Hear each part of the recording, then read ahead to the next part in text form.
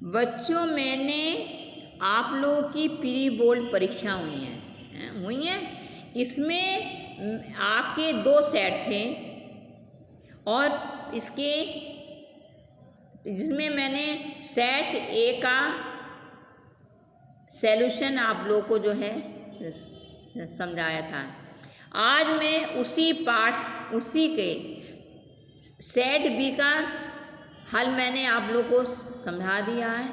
आज मैं सेट ए का जो है MCQ टाइप के जो प्रश्न पत्र आए हैं उसका मैं आप लोगों को हल समझा रही हूँ, सॉल्यूशन समझा रही हूँ। इस प्रश्न पत्र में सेट ए के प्रश्न पत्र में पहला प्रश्न था, नीचे दिए गए अपठित गद्यांश को पढ़कर किसी एक गद्यांश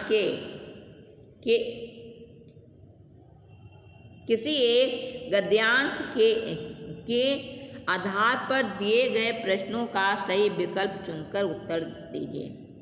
साधारण तौर पर गद्यांश है, साधारण तौर पर जब हम साफ रात्रि में आकाश की ओर देखते होंगे तो हमें दूर दूर तक हजारों तारे टिमटिमाते हुए दिखाई देते होंगे। उन्हें देखकर लगता है जैसे कि किसी ने उन्हें आकाश की काली पृष्ठभूमि पर चिपका रखा है। कई बार हमें आश्चर्य होता है कि वह हर रात एक ही जगह कैसे बने रहते हैं, गिर क्यों नहीं जाते। वैज्ञानिक तथ्य तो यह है कि तारे वास्तव में एक जगह स्थिर नहीं रहते। जिस प्रकार पृथ्वी तथा अन्य आठ ग्रह सूर्य के चारों ओर अपने पथ पर चलते रहते हैं, वह भी उसी प्रकार अपने पथ पर धीरे धीरे चलते रहते हैं। हमें लगता है कि तारे एक ही जगह पर स्थित हैं क्योंकि हम उन्हें चलते हुए नहीं देख सकते। इसका कारण यह है कि वह हमसे हजारों किलोमीटर दूर हैं। जब वे चलते हुए भी होते हैं तब भी ऐसा लगता है कि वे एक ही जगह हैं। इसके अतिरिक्त एक शक्ति है जिसे हम गुरुत्वाकर्षण कहते हैं, जिसके कारण चलते समय तारे अपने पथ पर बने रहते हैं। वह उनको एक दूसरे से टकराने से भी बचाती है। तो इसका पहला प्रश्न है, आकाश की काली पृष्ठभूमि पर चिपके होने की क्या बात की गई है वैज्ञानिकों के। इसके ऑप्शन है सूर्य के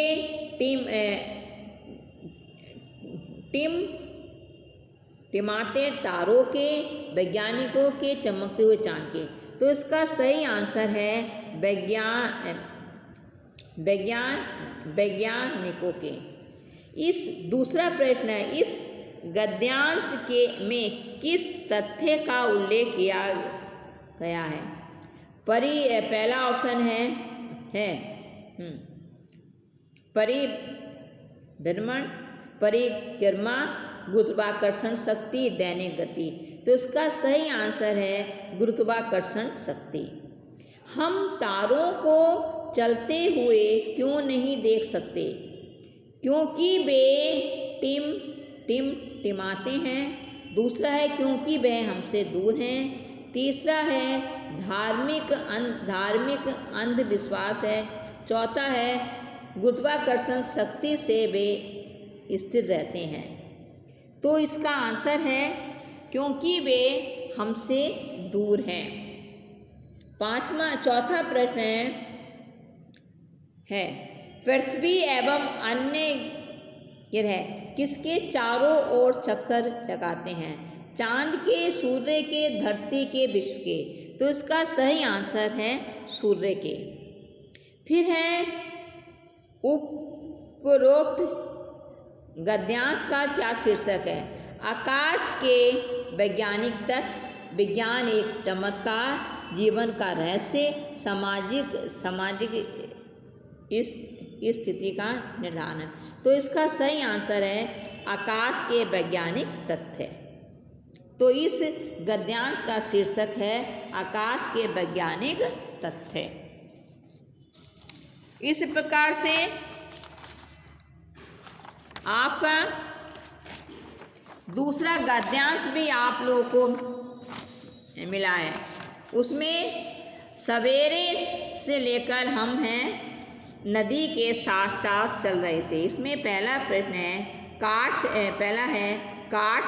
काठमांडू पर लिखने के लिए लेखक की अंगुलियां क्यों कांप उठी?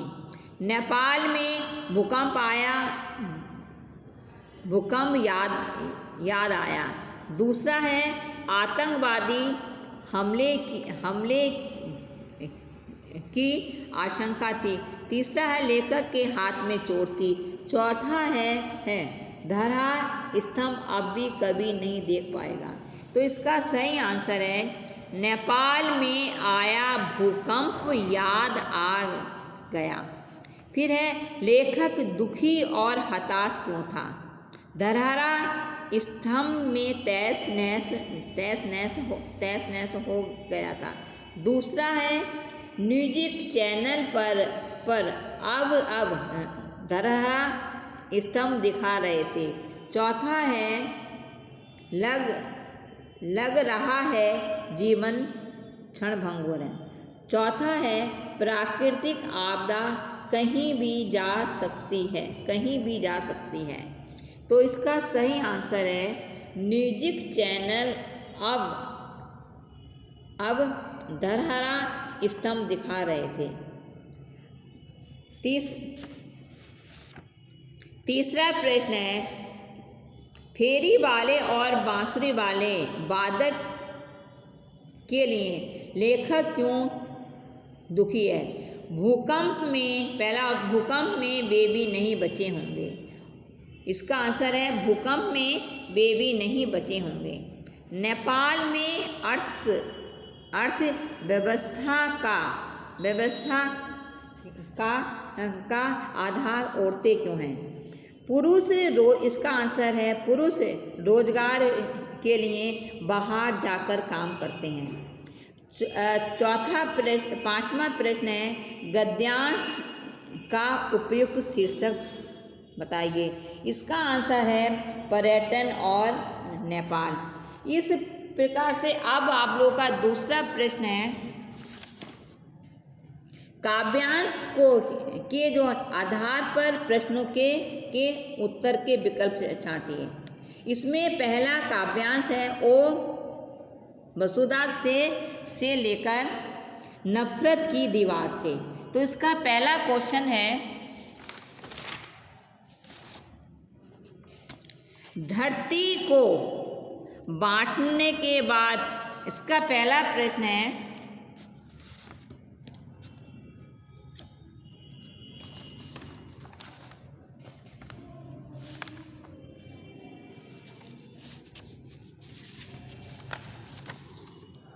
धरती को बांटने के बाद अब क्या प्रयास कर रहा है? हृदय को बांटने का। दूसरा मनुष्य को कभी नहीं सोचना चाहिए कि वह निष्प्राण नहीं है। काव्यांश के अनुसार धर्म क्या है? जो मानव का उद्धार करता है। तीसरा है काव्यांश का उचित शीर्षक बताइए। इसका आंसर है हमारी कि रहो सर्वदा प्यार से। फिर है प्रस्तुत काव्यांश का आशय क्या है? सब मिलजुल कर प्यार से रहें। अब इसमें दूसरा जो काव्यांश है वह है सच हमसे लेकर, जो है कवि सच हमसे लेकर सच तुम नहीं। कवि ने जीवन का सच किसे माना है? इसका आंसर है संघर्ष को। दूसरा है कवि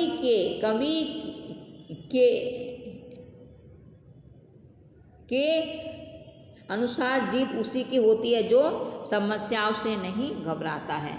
फिर है कुसुम शब्द का पर्यायवाची इनमें से कौन सा शब्द नहीं है? गुलाब।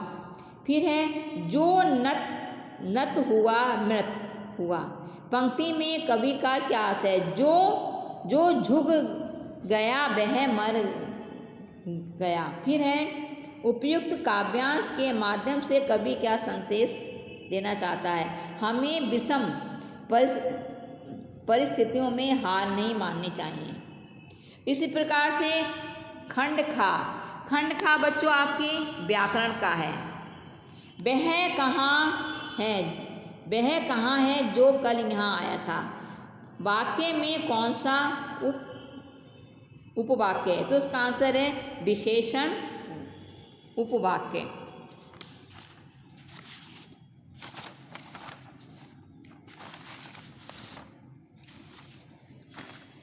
फिर आपका हर्षिता बहुत विनम्र और है जो और सबक सम्मान प्राप्त करती है। यह है कौन सा वाक्य भेद है?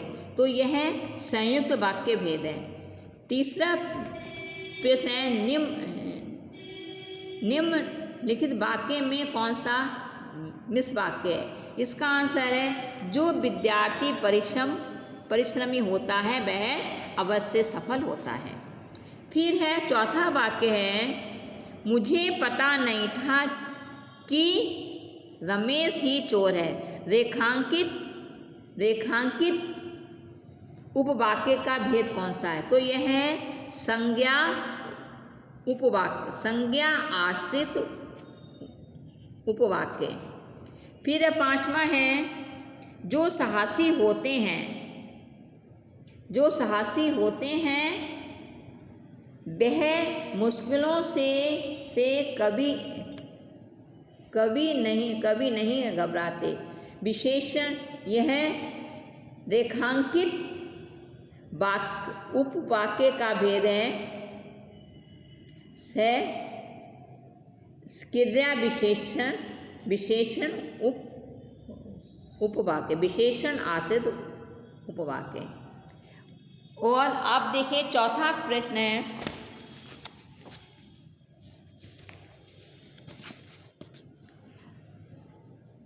निम्नलिखित प्रश्नों के किन्हीं चार प्रश्नों के सही विकल्प देंगे। पतोहू ने आग दी वाक्य को कर्मवाच्य में बदलिए। तो इसका कर्मवाच्य है में पतोहू द्वारा आग दी गई। फिर है अशोक ने विश्व शांति का संदेश दिया में कौन सा वाच्य है? कर्तृवाच्य। निम्न वाक्यों में से वाच्य छांटिए। कर्मवाय अब दर्द सहा नहीं जाता, यह हमारा भाववाच्य है। निम्नलिखित वाक्यों में से कर्तृवाच्य वाला वाक्य छांटिए। रीना रसोई में खाना बनाती है। आओ अब चलते हैं वाक्यों को भाववाच्य में बदलिए।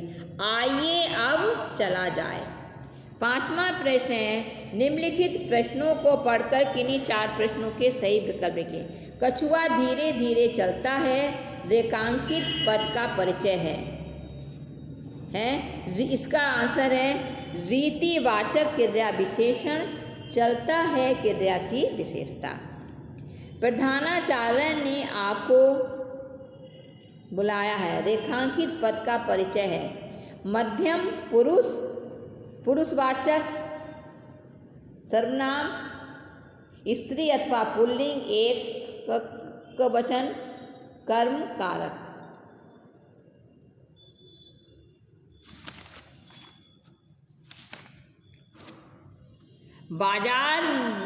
बाजार से 4 मीटर कपड़ा खरीद लाना।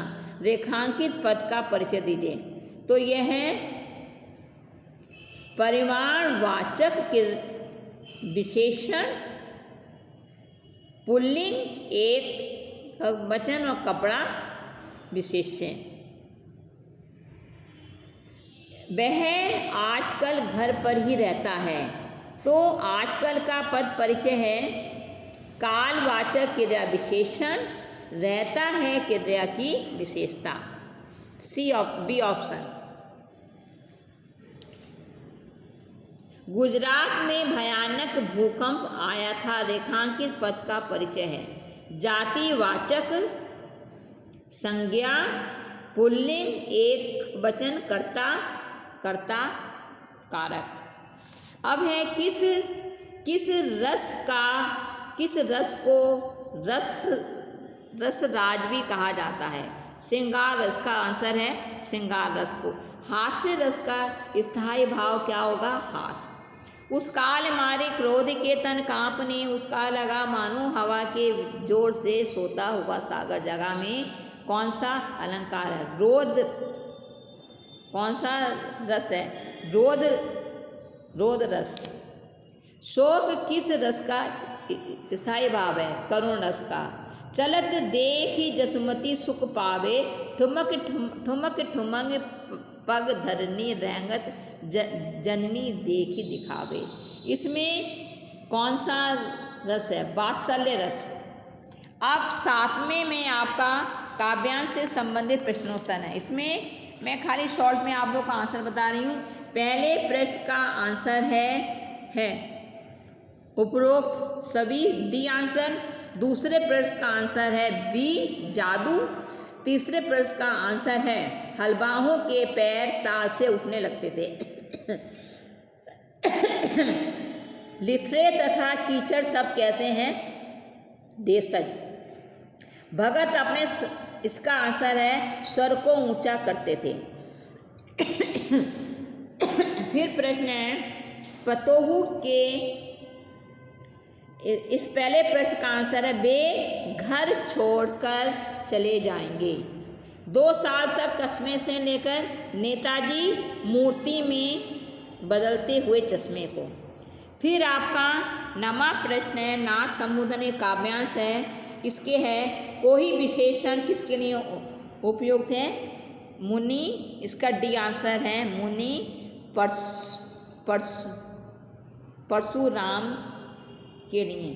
प्रस्तुत काव्यांश में गोसाई किसे बोला गया है? परशुराम को। ए ऑप्शन परशुराम को। प्रस्तुत काव्यांश में राम ने स्वयं को किसका बर्दाश्त बताया है? परशुराम का। फिर है परशुराम ने सेवक किसे कहा है? सेवा धर्म करने वाले को। फिर है लक्ष्मण ने शिव धनुष की तुलना किससे की है? बचपन में खेलते हुए तोड़े गए धनुष से। अब है 10वां प्रश्न निम्नलिखित बहुविकल्पीय प्रश्नों के उत्तर कारण सहित लिखिए। गोपियों ने हारिल की लकड़ी किसे कहा है? श्री कृष्ण को। चौथा है दूसरा प्रश्न है परशुराम ने अपनी भुजाओं के बल पर कौन सा कार्य कर दिया था? धरती को क्षत्रियों से रहित कर दिया था। इसका ऑप्शन है बी सही, धरती को क्षत्रियों से रहित। तो इस प्रकार से बच्चों मैंने आपको प्री बोर्ड में आने वाले दोनों प्रश्नों के आंसर मैंने जो है आपको लोगों को समझा दिए हैं, जो आपको अपनी उत्तर पुस्तिका में करने होंगे। धन्यवाद।